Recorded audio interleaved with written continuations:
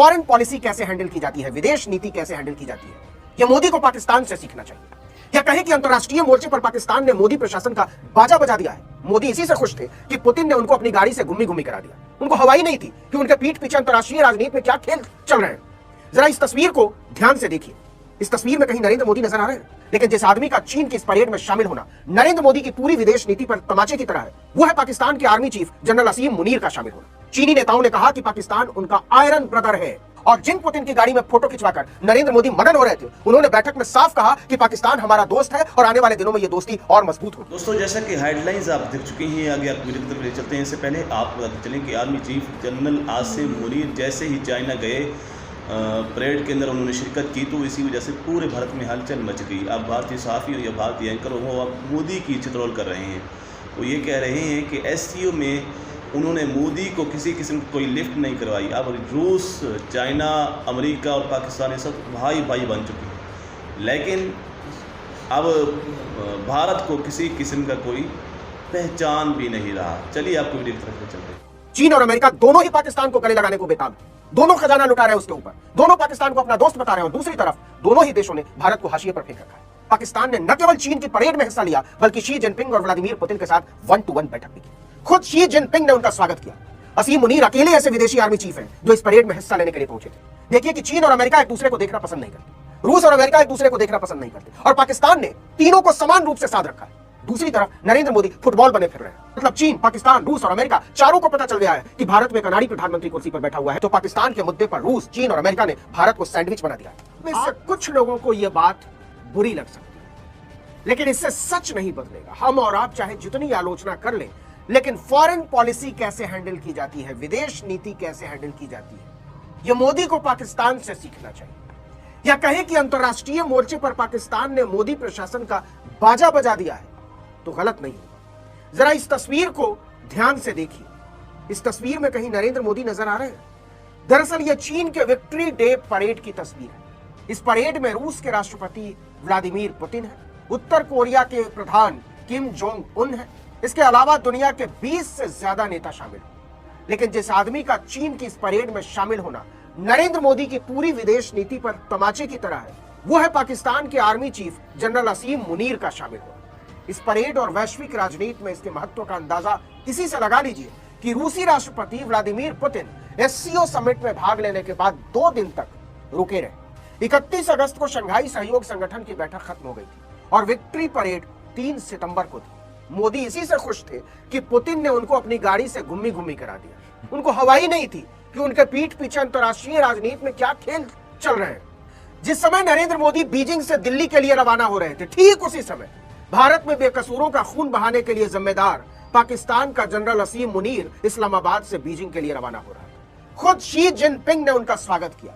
यह परेड द्वितीय विश्व युद्ध में जापान की हार और जापानी आक्रमण के खिलाफ चीन के प्रतिरोध को याद करने के लिए निकाली जाती है। असीम मुनीर अकेले ऐसे विदेशी आर्मी चीफ हैं जो इस परेड में हिस्सा लेने के लिए पहुंचे। चीन ने अपनी इस परेड में दुनिया को महाविनाशक परमाणु मिसाइलों से लेकर किलर ड्रोन तक दिखाकर अपना शक्ति प्रदर्शन किया। और चीन के निशाने पर है कौन? अमेरिका, जापान, ताइवान और भारत जैसे देश। नरेंद्र मोदी को या उनकी सरकार को इसके बारे में कुछ हवा ही नहीं थी। पाकिस्तान ने न केवल चीन की परेड में हिस्सा लिया, बल्कि शी जिनपिंग और व्लादिमीर पुतिन के साथ 1-to-1 बैठक भी की। शी जिनपिंग के साथ मुलाकात में जहां असीम मुनीर के साथ पाकिस्तान के प्रधानमंत्री शहबाज शरीफ भी थे, तो वहीं पुतिन के साथ शहबाज शरीफ की अकेले में बैठक। चीनी नेताओं ने कहा कि पाकिस्तान उनका आयरन ब्रदर है। आपको बता दें कि चीन पाकिस्तान को 81% हथियार की सप्लाई करता है। ऑपरेशन सिंदूर के दौरान पाकिस्तान ने भारत के खिलाफ चीन के ही बनाए हुए J-10C फाइटर जेट और PL-15 मिसाइल का इस्तेमाल किया था। इस लड़ाई के बाद असीम मुनीर को पाकिस्तान की सरकार ने फील्ड मार्शल बना दिया था। फील्ड मार्शल कभी रिटायर नहीं होते। और जिन पुतिन की गाड़ी में फोटो खिंचवाकर नरेंद्र मोदी मगन हो रहे थे, उन्होंने बैठक में साफ कहा कि पाकिस्तान हमारा दोस्त है और आने वाले दिनों में यह दोस्ती और मजबूत होगी। यकीन न हो तो सुन लीजिए, इस वीडियो को क्रेमलिन ने खुद जारी किया। Pakistan remains our traditional partner. नहीं, व्लादिमीर पुतिन ने कहा कि पिछले दिनों पाकिस्तान और रूस के व्यापारिक संबंधों में कुछ कमी जरूर आई थी, लेकिन अब हम मिलजुल कर इसे फिर से उसी तरह मजबूत करने को कृत संकल्पित हैं। Objective circumstances, our trade decreased by a very small amount, but nevertheless, It's a good signal for us to work harder to analyze what happened and to make the necessary changes. मतलब चीन, पाकिस्तान, रूस भाई भाई। लेकिन बात इतनी ही नहीं है, चीन और अमेरिका दोनों ही पाकिस्तान को गले लगाने को बेताब हैं। दोनों खजाना लुटा रहे हैं उसके ऊपर, दोनों पाकिस्तान को अपना दोस्त बता रहे हैं और दूसरी तरफ दोनों ही देशों ने भारत को हाशिए पर फेंक रखा है। आपको याद हो तो डोनाल्ड ट्रंप ने पाकिस्तानी सेना प्रमुख असीम मुनीर को 18 जून 2025 को वाइट किया था और यह ऑपरेशन सिंदूर के बाद की बात है।